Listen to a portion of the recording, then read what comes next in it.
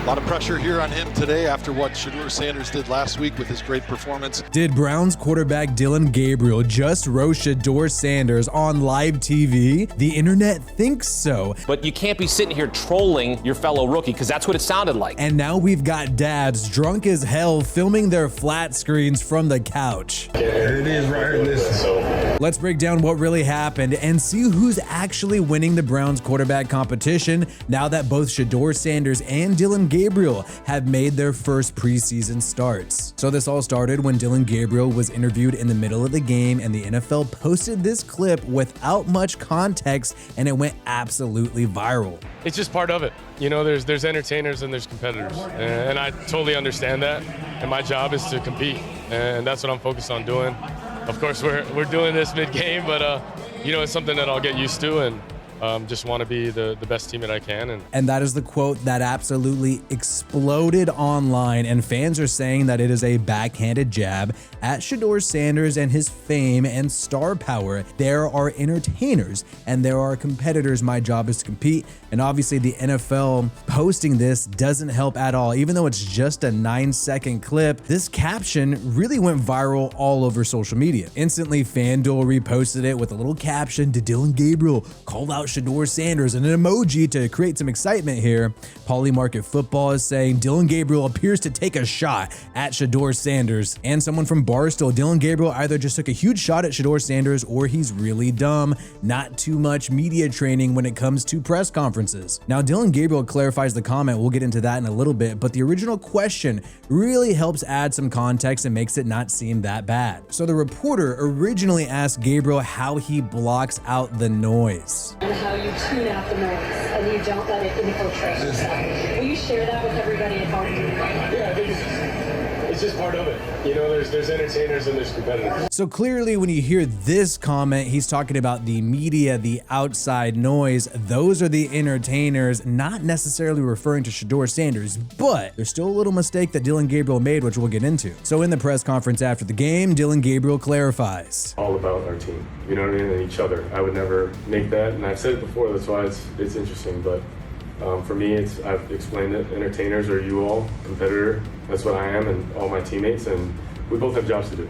So Dillon Gabriel clarified it there. It sounds like there's no foul play. The NFL is being criticized for posting this clip out of context. You have Sports Illustrated writer Albert Breer saying it's unfortunate the NFL's official account is tweeting out this without the actual question, which was how Gabriel and the QBs are trying to make sure the outside noise doesn't infiltrate what's going on internally. Not a shot at Shedeur. The media are the entertainers, not Shedeur Sanders. That's what Gabriel is claiming here, but it's still a poor choice of words. The CBS broadcast pointed out how it was still a poor choice of words by Dillon Gabriel. It can't be easy being in camp with Shedeur Sanders, right? But you can't be sitting here trolling your fellow rookie, because that's what it sounded like. And part of the reason why this comment is a little suspicious by Dillon Gabriel is because he was the quarterback under Dan Lanning of the Oregon Ducks. And remember, when Dan Lanning had Bo Nix in that 2023 season before they went up against Deion Sanders, Shedeur, and Colorado, Dan Lanning made some comments about Colorado fighting for clicks and, I guess you could say, being entertainers.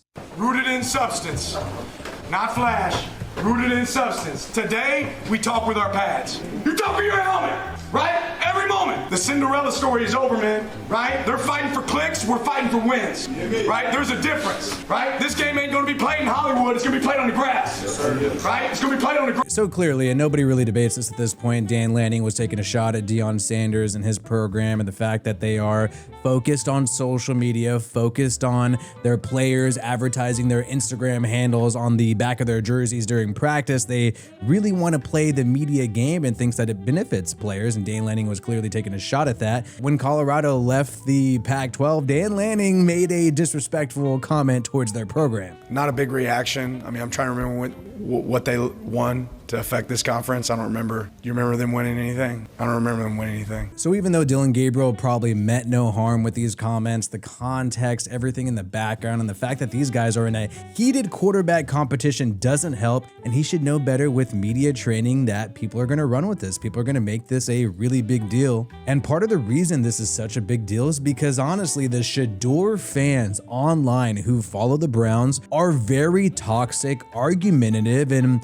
say even some some slight racial things about Dillon Gabriel and the other quarterbacks on the Browns roster. I think it's mainly because Shedeur Sanders is super famous and has more of a following online. I don't think there's a Dillon Gabriel fan. I haven't heard of one among Brown fans yet. But you have Kurt Beninckert, a content creator, former NFL player, having to respond to some of these comments. He's trying to compliment Dillon Gabriel on this interception that happened that we'll get into in a little bit, as saying that it's not his fault. And you got this comment saying, yeah, got to make excuses for the white boy. Give it a break. Beninckert has to respond saying that Gabriel's not white. He's Polynesian. And what the hell is wrong with people on this app? There's this whole sort of anti-white, pro-Shedeur equals pro-black thing in some spaces on Twitter. And I know this is an online phenomenon, but this stuff is getting tons of views. You had this during the game when Dillon Gabriel threw a pick six, all the black people watching Dillon Gabriel throw that pick six. And I would normally not take a meme like this that seriously, but this is something that has 122,000 views on X. That's huge.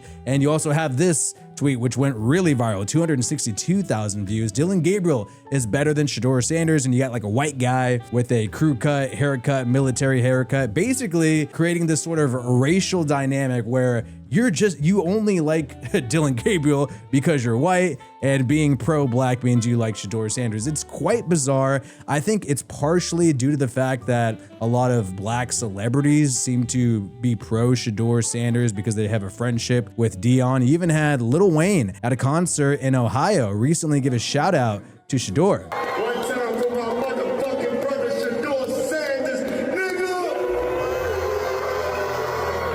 You also have the TikToker Drewski promoting Shedeur Sanders on ESPN, saying he's really excited about the guy. Meanwhile, this ESPN reporter doesn't know who Barry Sanders is, thinks this is a Shedeur jersey. This is really quite cringe for somebody who makes hundreds of thousands of dollars supposedly knowing about football. So, the jersey, let's get into it, because obviously this ties to one Shedeur Sanders who balled out in his first season.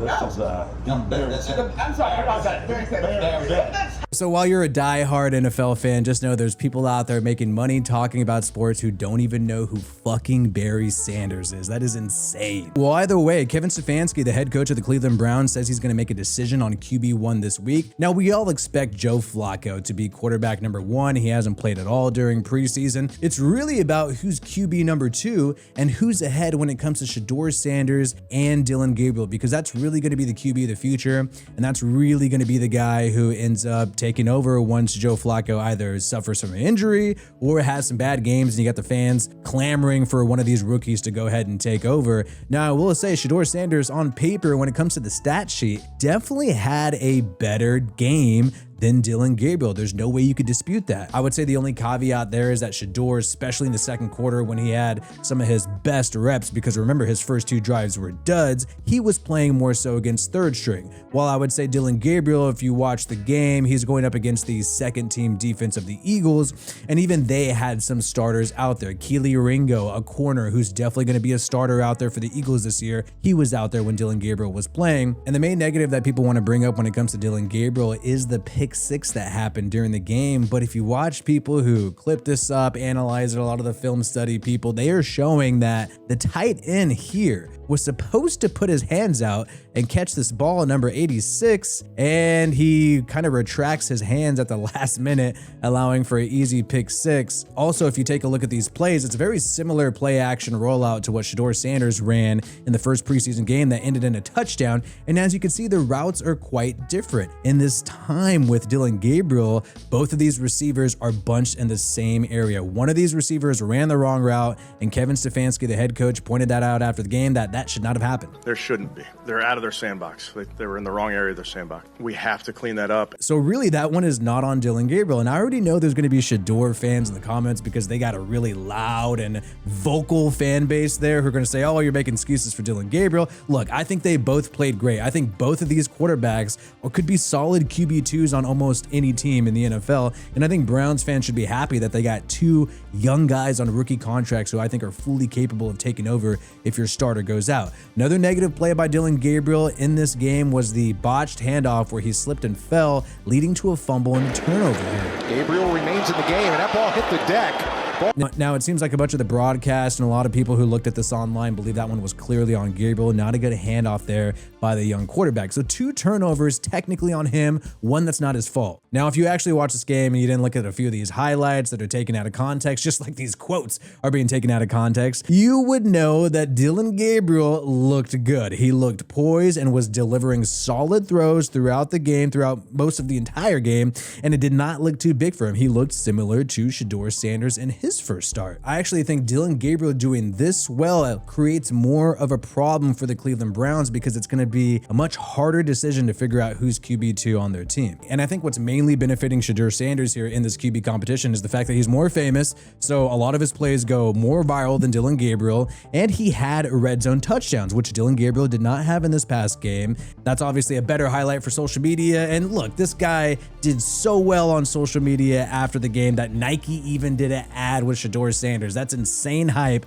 and it's going to be hard for your casual fan to ignore that. But there are people out there who watch training camp and believe that Dillon Gabriel is better than Shedeur Sanders, part of the reason why he went in the 3rd round, and also, regardless of what the fans think, believe that the Browns organization and the head coach is more interested in Dillon Gabriel's development than Shedeur Sanders. And this is why you know it's real and why you know Shedeur is struggling, is because he confronted a reporter after his first preseason start, Tony Grossi. Tony Grossi doesn't say many things positive about Shedeur Sanders, and I understand that it seems tough that he's calling out a reporter, but in my view, this shows that the noise and the criticism and the negative comments are getting to Shedeur Sanders. He knows he doesn't have the upper hand on the QB competition, and to me, this is a insecure move. Confronting a reporter, saying, "What did I do? What did I do to you?" Complaining about the negative press. This shows insecurity to me. You're not confident enough to just let the hater speak and continue to let the film and the rep speak for itself. But go ahead and watch this. I